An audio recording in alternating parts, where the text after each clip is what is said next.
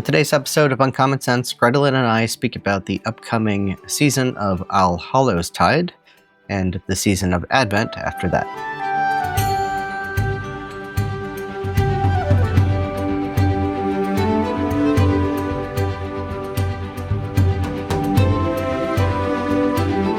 Well, hello, viewers and listeners. Welcome to another episode of Uncommon Sense. I'm Joe Grabowski, the VP for Evangelization here at the Society, and I'm joined by my wonderful colleague, Gretelin Darkey. Hi, Gretelin.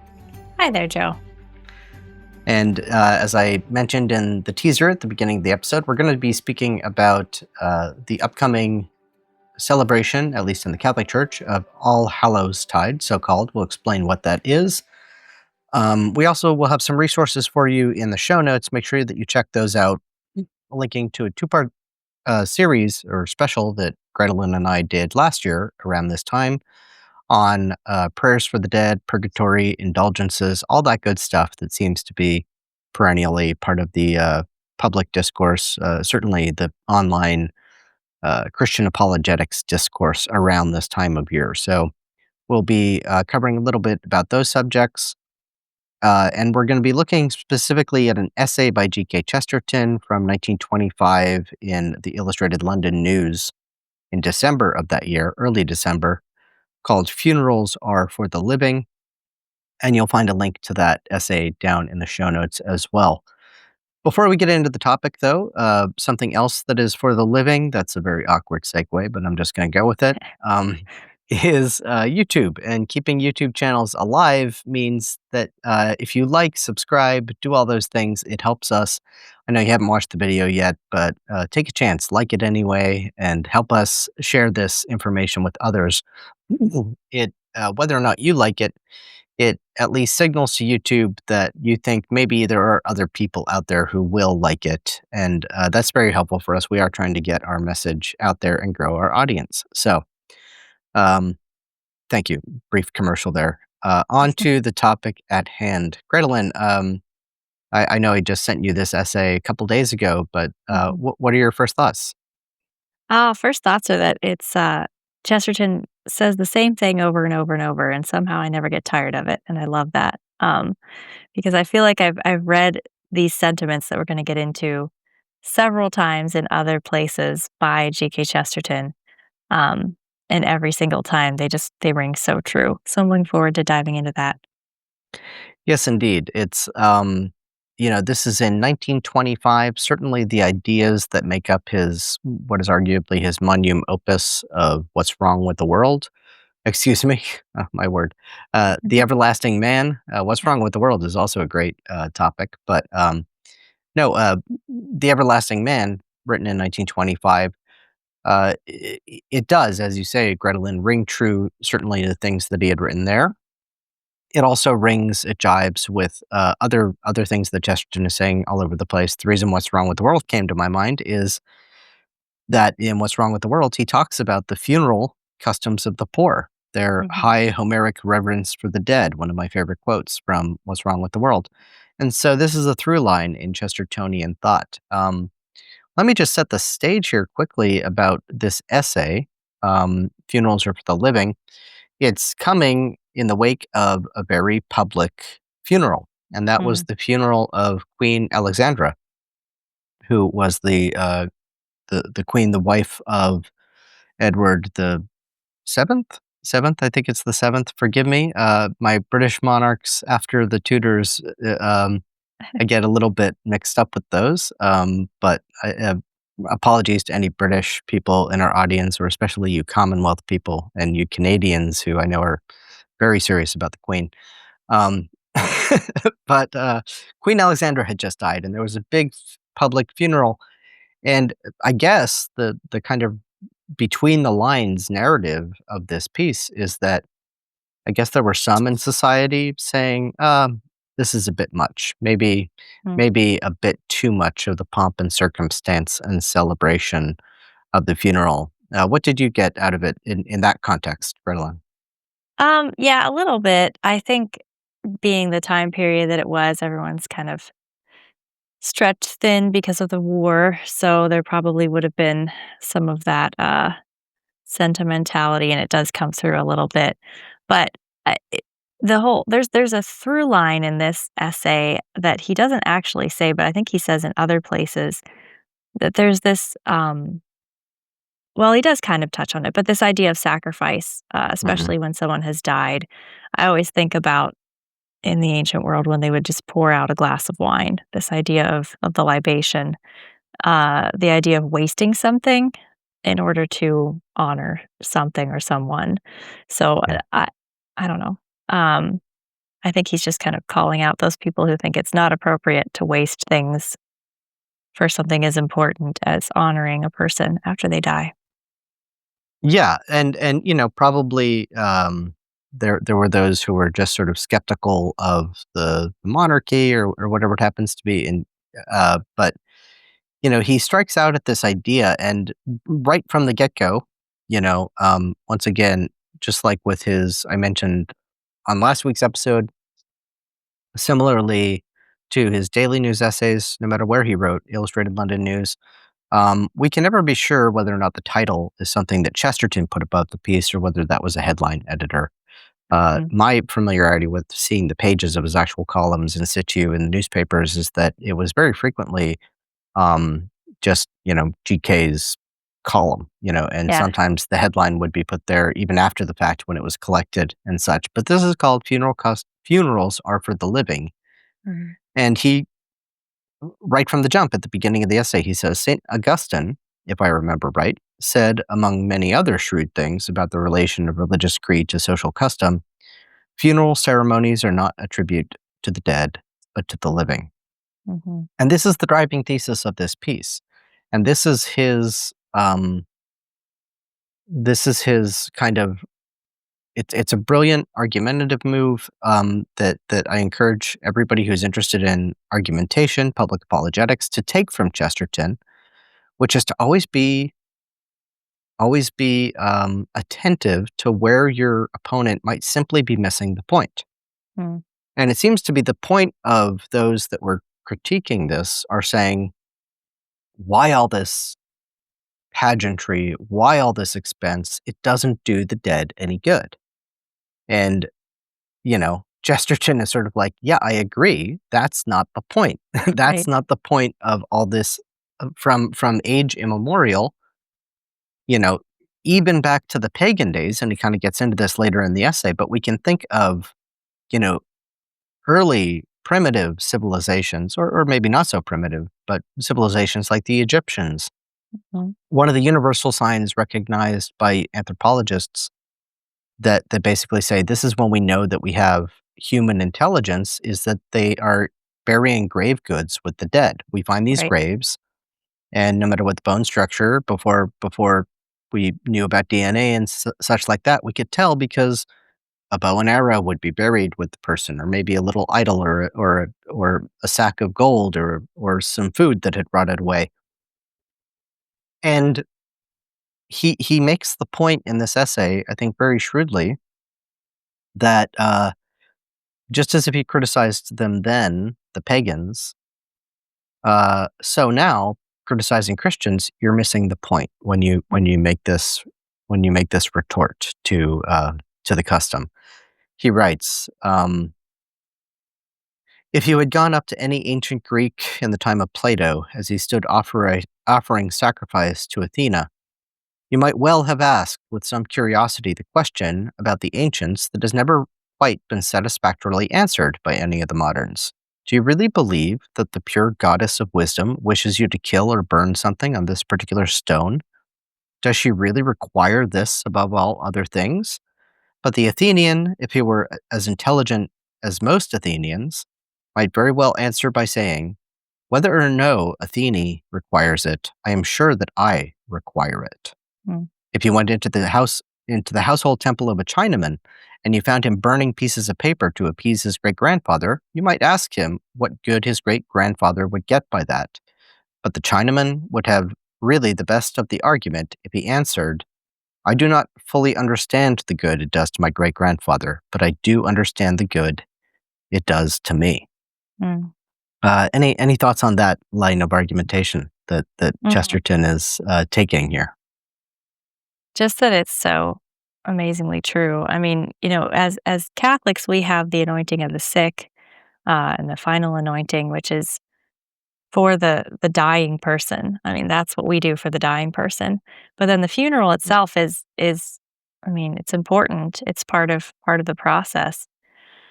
But it is rather more for the living than for the dead. And I think yeah, I mean, asking this question of what good is it doing the dead? I think that's a little bit silly because what good is anyone Yeah. able to do to the dead, right? So, like, it's beyond that, and it's funny because he goes into the next part about the the the actions are better than the words at this point, right? And Mhm. if you've ever had to console someone for anything, which most of us, I think, have, words are so terrible to use. You just always feel like you're never saying enough or the right thing, and it's difficult.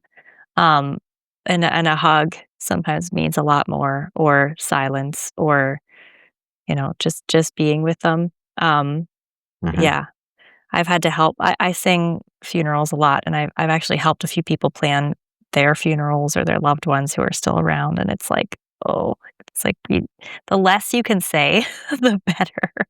Um, but it's interesting because the thing that we can do for the dead is pray for them. So in a weird way, the thing that we can do for the dead is use the words that are given to us to pray for them. But the thing that we can do for the living is to do the things that the living do for the dead. Oh, there's so much there. Let's read a little bit more directly from this piece where he hits on exactly this point. And excuse me, I think with a particular shrewdness and a particular um insight that well, I'll get to it in a bit. It gets to one of my prevailing pet peeves, but we'll get there. He says, "Not one man in 1,000 ever says anything worthy of the dead, or even at all adequate to his own emotions about the dead. It is a far fuller release for his feelings to do something, and especially something that is not too unusual or unnatural to do. The motions that men have always made, uncovering, bowing the head, scattering flowers on the grave, are, in the real sense, individual actions. They are not only more dignified, but more direct than official speech or extempore prayer. They are not only more serious, but more spontaneous than the ghastly mummery of, quote, saying a few important words, or Mhm, excuse me, saying a few appropriate words." mm, And yeah, I'll just be honest. While I understand the impulse and I understand the drive, I have never heard a eulogy. mhm. Eulogies are like maid of honor speeches. The worst. They're just the worst. And Mhm, forgive me again, dear viewers and listeners. I know if you've been there, there is this want, there is this need to say something, to make that appropriate thing. But this is where I think Chesterton is guiding us to reflect, of how beautiful it is that that burden is taken off our shoulders. That if we mm, could only embrace the ritualism, and he makes this point that ritual is more appropriate to these things than rationality. We can't express, these are inexpressible groanings, just as in a certain sense all prayer is. And so this lesson about funerals really extends to the whole of the Christian life and the whole economy of sacramentality. That's why I think this is just such a brilliant essay, as so many of Chesterton's essays are. mhm, It's like this little, seed kernel of, or seed crystal of this giant thing that grows on top of it, because it's just, he's always hitting upon these so fundamental and important points. And mhm, anyone who's been in that situation, anybody who's maybe been tasked to give a eulogy, or the many more of us who have been tasked to listen to a eulogy, mhm, will know that sometimes it's just that chanting of the In Paradisum at the mm, end that says it all so perfectly well, and mm, that maybe we should just rest in gratitude for the fact that the church has given us words, the great tradition and the saints, and uh, you know, just like when the apostles asked Christ, teacher, teach us how to pray like John taught his disciples. He doesn't say, well, here's what you do. You keep a journal, and you write some words down, and then you just free write it first, and then you go back to your draft and you edit, or You Where you get learn, all nervous and wait for the Holy Spirit to do something that you don't yeah, or you know is learn, coming or not, and it's a little yeah, scary. you learn formulas that are useful for extemporization, or you take a Toastmasters class, or what. He didn't say any of that. He said, "Our Father Mhm, who art in heaven," and you know, it's this paradox, right? Because he says, don't pray with vain repetitions. Well, this is not a vain repetition. It's the perfect prayer. It has all that you need to say. And if you said no other prayer in your life, you'd be well formed in prayer just repeating that one. mhm, And so it goes. Anyway, off on a bit of a tangent there, but I really do, I think that this is, as I said, an emblem or a case in point of the entire economy of sacramentality as it is given to us. And it reminds me, even in a way, of that quote that you frequently like to reference, Gretelin, about Saint Thomas a Becket and his hair mm, shirt. Maybe mhm. you can, if I'm putting you on the spot, we didn't talk about this, but I'm sure Yeah. you remember it to share. Yeah, yeah, that he gets St. Thomas got the benefit of the hair shirt, and the people got the benefit of the gold cloth that he wore on the outside. Yeah, Yeah, it's and beautiful. that's this kind of idea of funerals being for the living, right? That Mhm, we, why the beautiful gold casket, why the beautiful monuments, why the beautiful mausoleums, all of that, it's for us. It's for us. And those that reject it, missing the point, making it about superstition or thinking it's about superstition, those I feel for those who don't have that comfort to be able to light a votive candle or to be able to reverently place flowers on the grave. Or in our modern day, don't even have a grave to go to because they yeah. scattered grandma in Yosemite, you know? Yeah, I have a friend who, her father-in-law was cremated, and it was like a Beatles song, and someone said some words and, like, one other very secular Few thing, and then appropriate they words. yeah, and then they watched the casket go in, and it's like, oh, and, like, she's Catholic, her husband is Catholic, they were feeling incredibly icky about the whole thing, um, but yeah, just the absolute hopelessness of it. There's a line in here I'd like to read real quick, Mhm. it's further down, so jumping a little, but he says, "The old Christian saint bade men be sorry, not as men without hope. The new pagan sage rather bids them be merry as men without hope." And it's like this thought of, made me think of it 2 things. First of all, um, the sort of modern tendency to just party for no reason, um, and then, like, the other side of it is there's a modern among believers, which is very disturbing, there's a modern tendency to sort of write off any kind of prayers for the dead because they're gone, they're in heaven, and you just sort of sweep them under the rug. I remember at a family gathering of my own when somebody died, and the entire time after the funeral, we all got together for lunch, and everyone was just telling stories about how they kept getting signs that so and so was in heaven, and so why pray for them? And I'm like, well, Hmm. I'm not really sure that like finding a penny under the rug means that so and so's in heaven, so maybe we should just still pray for them. Um, but it's this idea of hope or hopelessness, right? So you can go and forget your sorrows in the bar, um, but be hopeless at the end of the day, or you can be sorry for your sins and for the sins of the person that you're praying for and have hope for them for yourself. It's such a dichotomy, but Chesterton brings it out so beautifully. Well, he does indeed, and I think, um, I'd like to, pivot here a little bit, to this wider lesson because he very Mm, interestingly in the piece pivots towards this, upcoming festival. mm, So they were just at the funeral, but now he's gonna pivot towards and talk about, mm, the celebration of Christmas. And, well, before we get there, I guess we should kind of position why we're talking about the funeral of Queen Alexandra.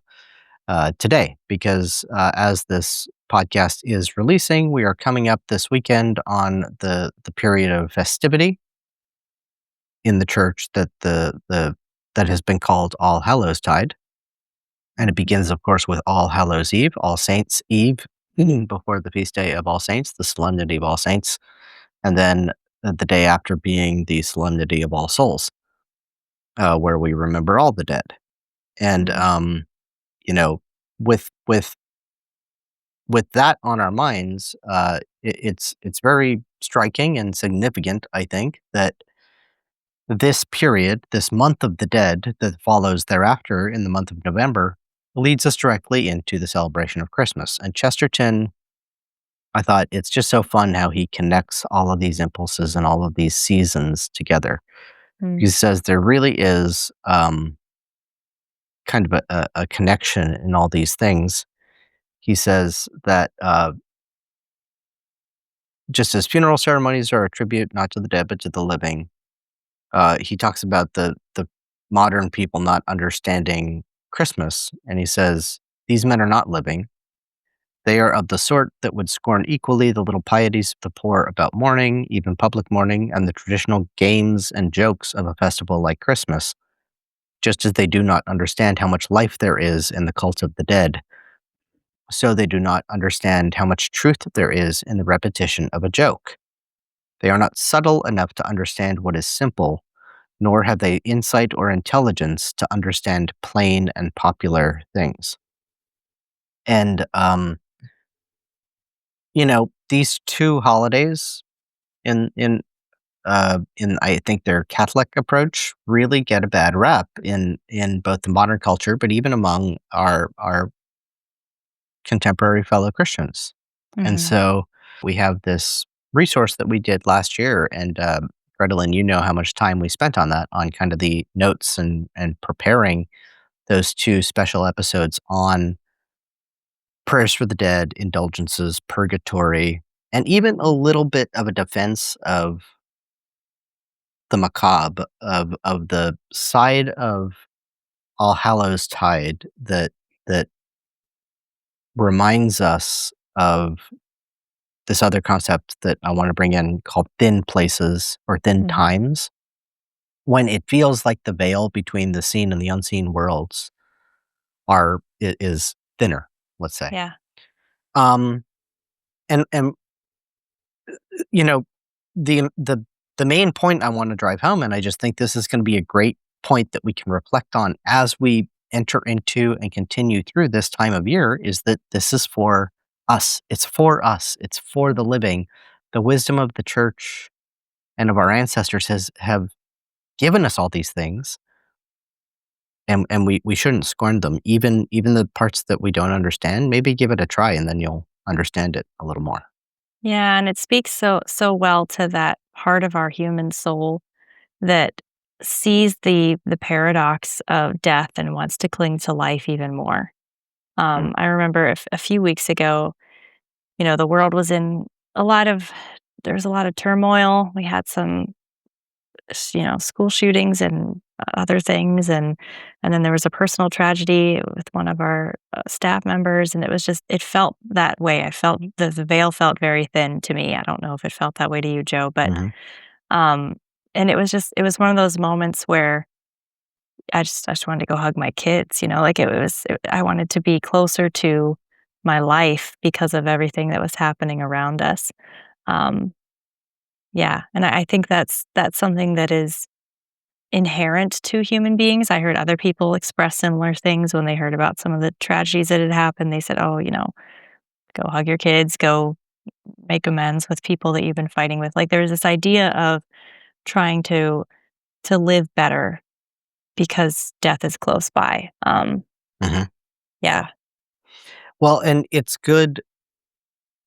it's good preparation and practice, and to have this, again, cult of the dead, or cult of the holy souls, whatever you wanna call it, the what Chesterton, says that there's more life in the cult of the dead, Mhm. and there's also more truth in these jokes, and I think the jokes he's thinking about there are the jokes of Christmas. It's, Mhm. the jokes of the winter season when it's dark outside, you tell ghost stories in the home, you maybe delight in a little bit of scariness, a little bit of s skulls and pumpkins made to look like skulls and things like that, or Mhm. turnips as they maybe would have carved as the original jack-o'-lanterns back in the day. All this kind of stuff, and walking through cemeteries. I remember having a conversation with somebody once, and they were talking about, you know, um, another mutual friend who liked to take walks in cemeteries, and she said, she thought that was so morbid and strange, and I thought, I think it's great. I think that the Yeah. cemetery is a place like, it's that's where we're gonna spend most of our time Mhm. as mortal beings. And most of our this fleshly life that we have is going to be mostly spent underground. So, such as it is. And Yeah. so, yeah, I love this through line, and I wanna make much of it because I think that it's a lesson that our culture needs, to be reminded of basically on an annual basis. When Yeah. you see, you know, this is not a justification for putting up you know, a statue of Mike Myers or Freddy Krueger in your front yard. That's not part of what this is. Mhm. But the other, the black cats and the skeletons and the tombstones and the cobwebs and stuff. I think it's all good fun, and it's fun that is to a point, that Mhm. we're entering a thin time. Precisely why? Suppose you walked every day in a cemetery throughout the month of November. At the end of November, you enter into a season called Advent. And what does Advent mean? Coming, Mm. because the judge is coming. And those are what the readings at the beginning of Advent are. They're not about baby Jesus. They're not about looking forward to the birth of Christ. They're looking forward to the second coming, to the end of the world, which is coming. That's the Adventus that Advent refers to in the first instance of the word. How better to prepare for that than by spending a whole month reminding yourself of your mortality and of the transient and fleeting nature of life here below. Yeah, but then there is that wonderful again, this paradox is gonna be a little bit of a theme here, I think, but there's Yeah. this wonderful, you said it's the coming of the judge. We're all sort of getting a little bit terrified, whether by the scary things or by the thought of being judged or whatever it is. And in true godlike fashion, like how does the judge come, right? Comes as a baby. Yeah. So it's this wonderful, and again, that's the end of life, the beginning of life. There's this great pull and tug kind of thing, um, back and forth between all these extremes, and I just think it's so much better than anything that we could have thought up on our own, right? This is the Yeah. grandiose nature of God's great story in which we live, that we can't get there in our humanness. We try hard. Tolkien got close, but those, most of us we're just doing our best, and but we can look to this amazing, amazing thing that God has given us, and Mhm. it's hard to put into words. Again, here we are with the inadequacy of words. Well, it's a paradox. It's a great joke. It's a joke. Mhm, There is a joke that the universe plays. It's a joke that the King of Kings, the Lord of Lords, the Judge of Judges comes down, and he is basically, he's poor. He's already, in a certain sense, you could call him an outlaw in the wilderness because of the mm, fact that Herod has a bounty out on his life, so to speak.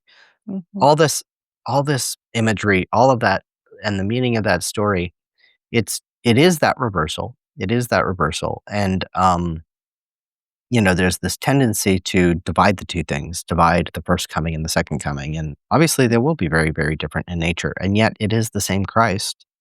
It mhm. is the same God made man, and so And he is this coming is, for I think.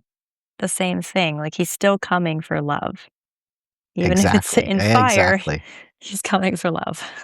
exactly, and so the way of preparing to meet him, again, we're not actually meeting the infant, we're not Mhm, actually meeting the baby. That happened, that's over and done with in history.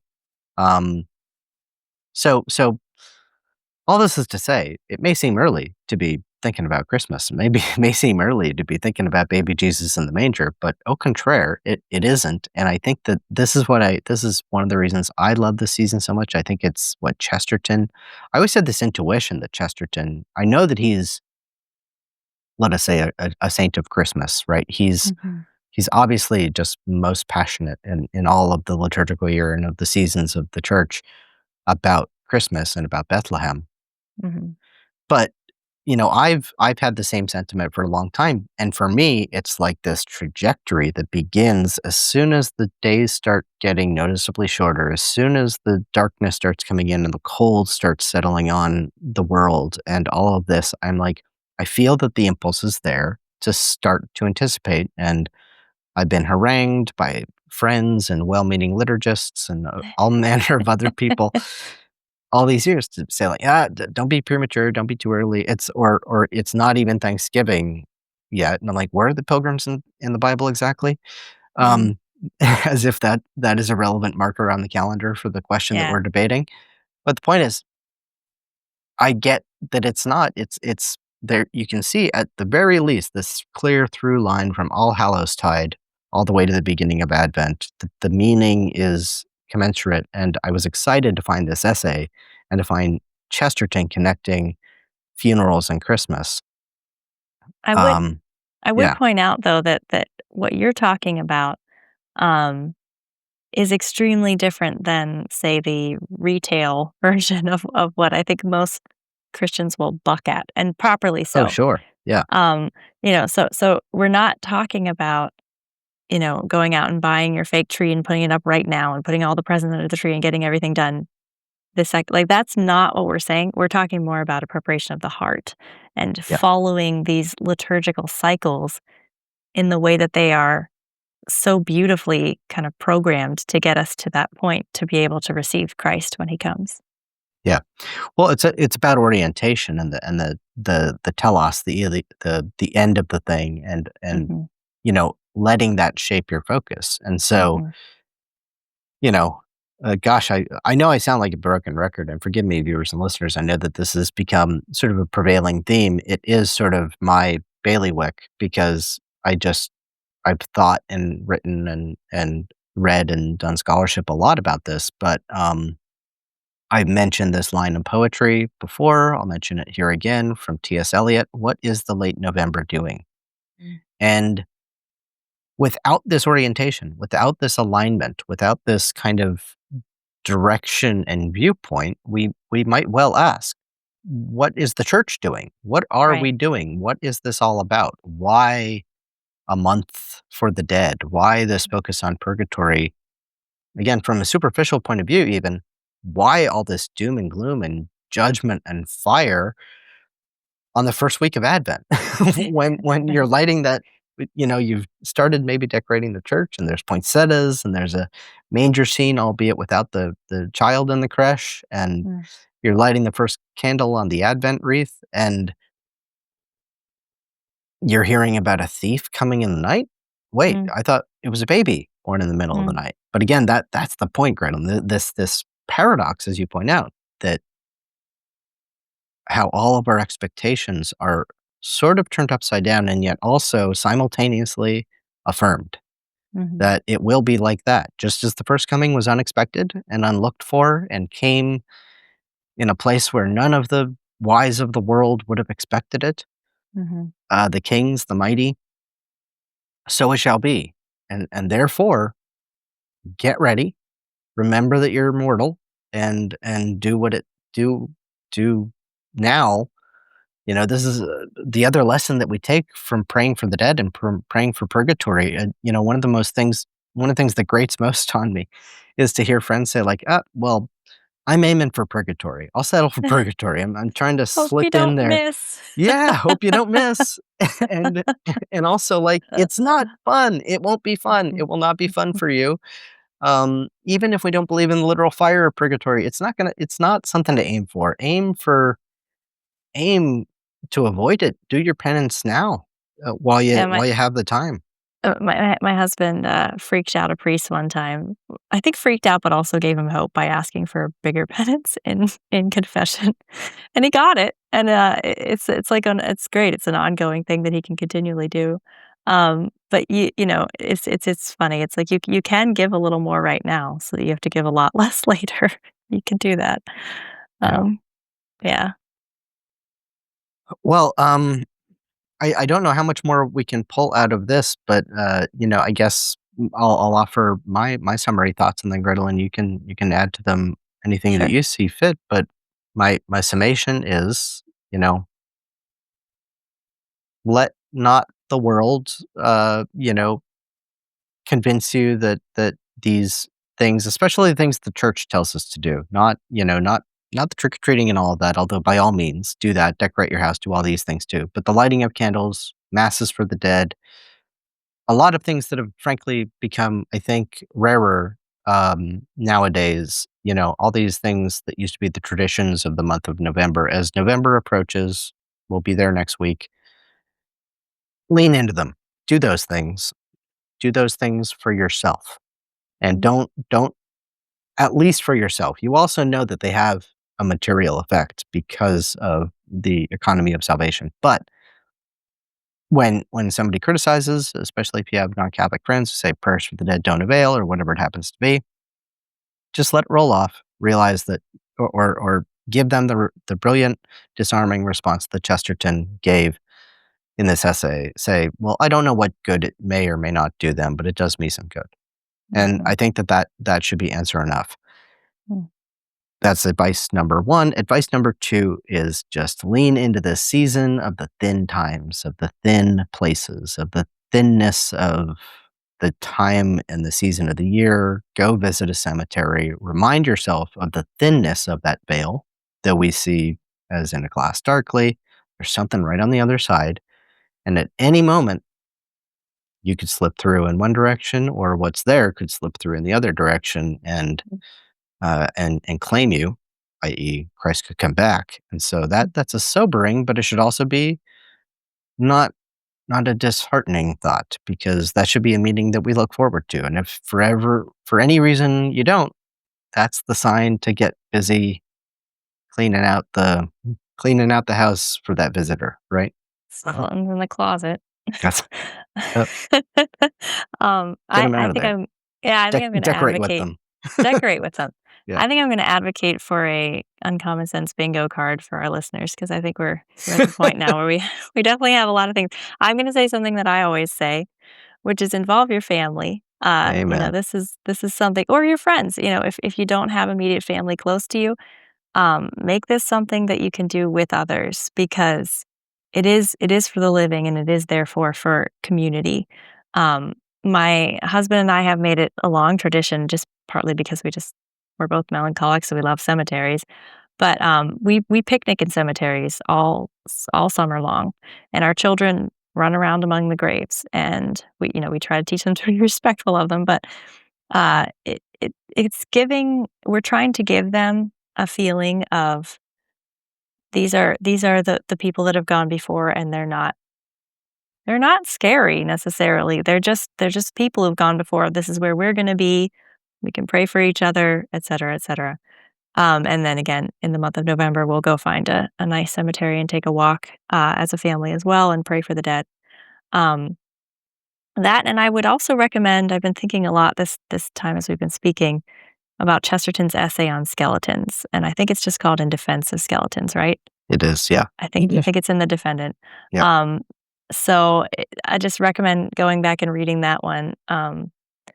It's one that is just lovely, and I've used it to help my daughter understand, this is because she was completely floored the first time she realized there's a skeleton inside of her body. And that it's again, that just to really quickly kind of summarize, Chesterton sort of reminds us that we are actually living with a skeleton all the time, and Mhm. it's a very necessary part of our bodies, to live. So these ideas of these things that are somewhat spooky, appropriately so, as you said, we're not talking about, please don't decorate your house with witches and Right. things that are inappropriate. Um, but this idea of kind of mocking death a little bit because death is overcome in victory by the cross of Christ, right? So just these little things, and I would love to go into a little bit about resurrection, but I think maybe that's for another time. I Yeah. think there is a sort of a theme there, and there's something to be said about how obsessed people are with zombies and how that is the hopeless paganism of our times, godless paganism. Um, but anyway, yeah, just recommending to do this with your family, engage in all this with your family, and go read that other essay too. It's great. Do indeed. Yeah, read Funerals Are for the Living, link in the show notes. I'll try to find a link to the skeleton, put that down in the show notes as well. One last little quick joke slash anecdote. I remember somebody saying once, it was during the month of November, and they said, I'm tired of seeing all these ghouls, littering people's lawns. And Mm. the other person responded, surely people don't still have their Halloween decorations up. And he said, no, I'm talking about the election signs. So um, anyway, it's a fun time of year. It's not meant to be macabre, and then what is joyful can also be solemn. Lots of great rich wisdom that you're going to draw out of this essay when you go and read it. Thanks, Gretelin, for bearing with me as I like to ramble about my pet rocks. Yeah. It's great. I love it, Joe. Anytime. And thank you, viewers and listeners. It's been a pleasure to have guests again. Please do let us know if you have any topics at this time of year that you'd like to have us discuss here on the podcast, so that we don't become repetitive or anything like that. Although some things do bear repeating. We have some ideas though for ways of keeping it interesting coming up. Since we talked about it on this episode, it is not too early to start thinking about Advent, and so I would also encourage you to follow the link in our show notes to head over to our website and sign up for our Advent reflection campaign. Daily emails in your inbox, quotes from Chesterton, quotes from Scripture, and a reflection urging you to take stock of all of the great gifts that you receive in your life. Do that, and do it today, and then you don't need to worry about it. You know your Advent preparation is taken care of how you're going to make a good and holy Advent. Until next week, viewers, listeners, thanks for tuning in, and we'll see you again next time. God bless.